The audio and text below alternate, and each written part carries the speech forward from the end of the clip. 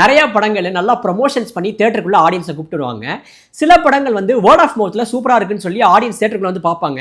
அது ஆடியன்ஸ்க்கு பிடிக்கும். சில டைம்ல வந்து எல்லாரும் சொல்ற அளவுக்கு பெருசாக ஒன்றும் இல்லைன்ற மாதிரி கூட தோணலாம். ஆனால் இந்த படம் இந்நேரம் யூடியூப், இன்ஸ்டாகிராம், ஃபேஸ்புக், ட்விட்டர்னு எல்லா இடத்துலையும் பாசிட்டிவாக போயிட்டு இருக்கு. அந்த எக்ஸ்பெக்டேஷன்ஸோட நீங்கள் தேட்டருக்கு போனாலும் அதை விட டபுள் மடங்கு ட்ரிபிள் மடங்கு சாட்டிஸ்ஃபைடாக ஃபீல் பண்ண வைக்கிற ஒரு படம் தான் சூர்யா நடிச்ச கருப்பு.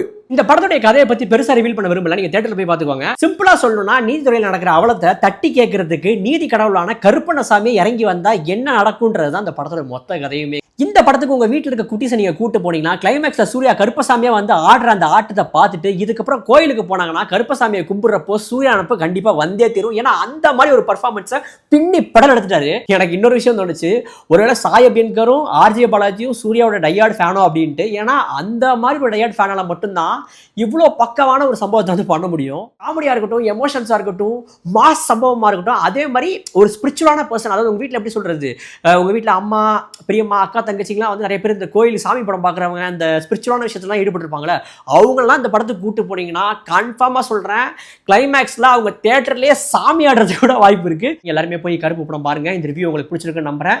இந்த மாதிரி இன்ட்ரெஸ்டிங்கான ஹானஸ்டான ரிவ்யூஸ் வந்து நீங்கள் பார்க்கணுன்னா நம்ம பேஜை நீங்கள் கன்ஃபார்மாக ஃபாலோ பண்ணிக்கோங்க.